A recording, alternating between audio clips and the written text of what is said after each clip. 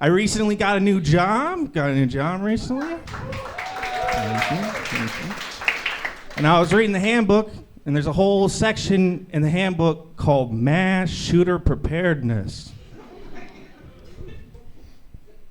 which I thought was pretty weird. Because I work fully remote.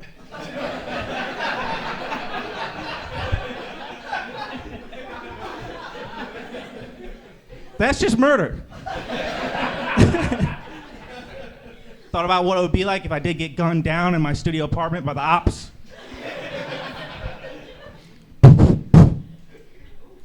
And bad work would be like, psh, didn't read the handbook.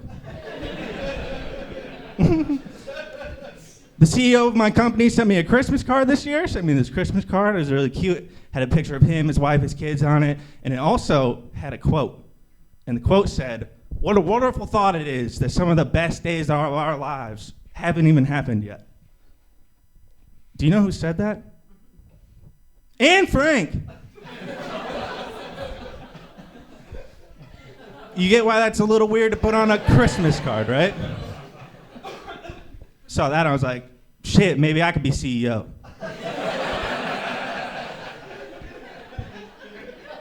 Bust in the all-hands meeting the next day. We all got that Christmas card, right?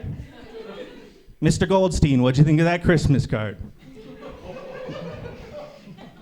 He's like, no, I got a Hanukkah card.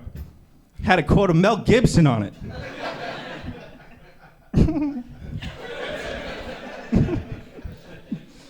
No, I do have a 9 to 5, and I was on the phone with my mom the other day, and I was kind of bitching about it to her a little bit. I was like, I have this 9 to 5, I do stand up most nights a week. I just feel like I'm missing something in my life right now. I feel like maybe I should pick up some of my old hobbies.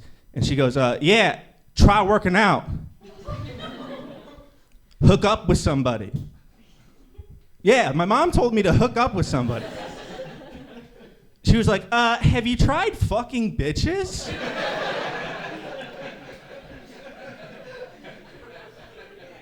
You out of shape loser? No, she was trying to be nice about it. She was. She goes, guys or girls, because she knows I'm bi. Thanks, Mom. I can't get anyone to fuck me. Everyone in the world? Damn it.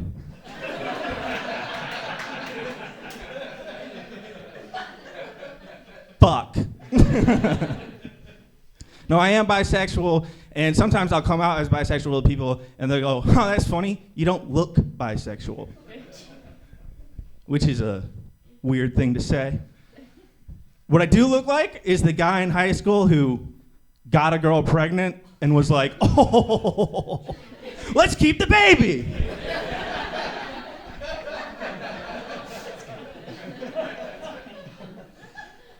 Then cheated on her with her friend. And was like, let's keep the baby. Old hobbies. Huh? Old hobbies. Oh, my hobbies is baby making now? What? I don't know. I'm just going to keep going. I'm just going to power through it. No. I like a lot of people say that. They'll be like, you don't look bisexual. And I've been doing that joke quite a bit. I've been doing that joke a lot. And the amount of people that come up to me after the show and go, but you do look bisexual. Yeah, okay, I can see it. But let me put it to you this way. If you were at a bar with your friends and you overheard me say the F slur, you're not going to look over and be like, oh, it's cool, that guy's bisexual.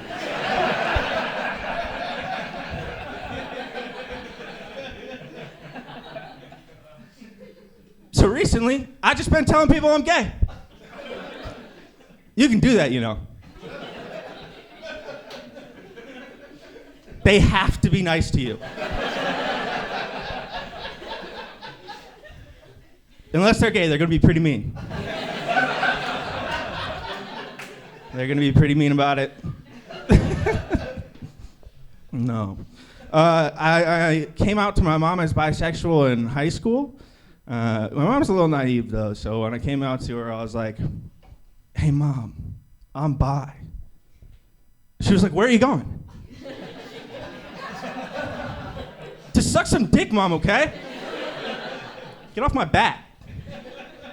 No, she's a naive lady. She used to catch me smoking weed a lot in high school. She caught me one time and she was like, "How much did you smoke?" I was like, a bowl or two. She was like, "Jesus Christ! Oh God! A whole cereal bowl full of weed." Not quite, Mom. Not quite. I think kids nowadays are spoiled with weed. Kids out here are spoiled nowadays. It's crazy. There's so many kids nowadays, their first time is hitting a dab pen. Their first time is eating an edible.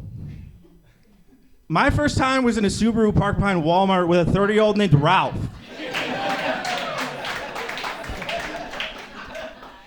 Out of a fucking apple. Hey, Ralph, get friends your age. Fucking weirdo.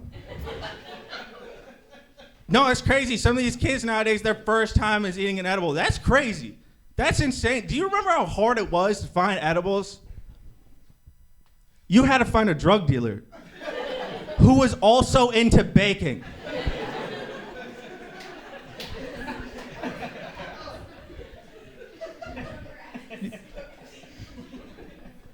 Never seen a drug dealer pull out some brownies and be like, "Ah, geez, I hope they turned out okay."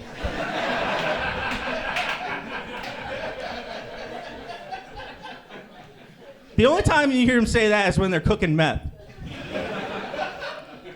If they're cooking meth, they're probably hanging out with Ralph. Wasn't doing too hot. Smoking with a 13-year-old boy. I used to smoke a lot. I used to smoke a lot of weed, and there was always this one question that would come into my mind every time I smoked, and it would be, what's my most used phrase? And so I was thinking, like, if AI could figure out my most used phrase, I think it would be butt fucking. Because whenever I'm high and I'm trying to explain some shit, I'm always like, but fucking...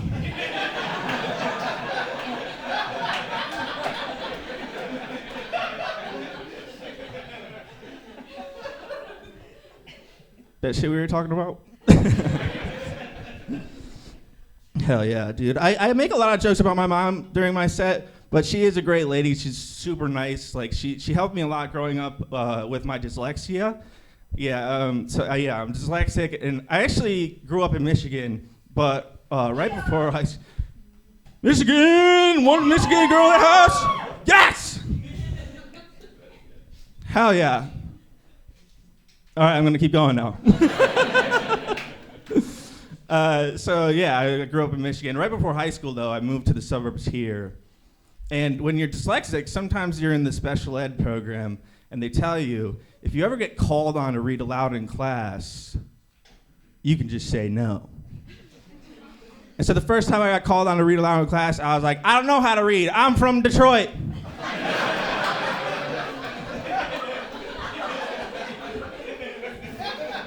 And he just moved on.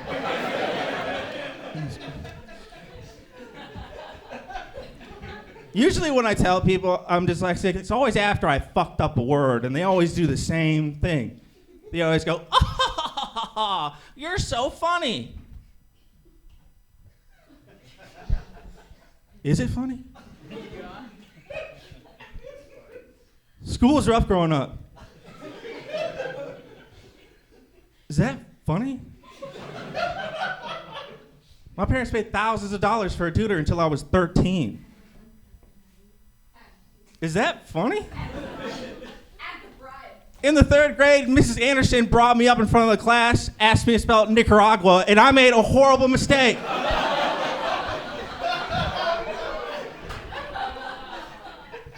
And all the kids in the class were like, "Psh, didn't read the handbook."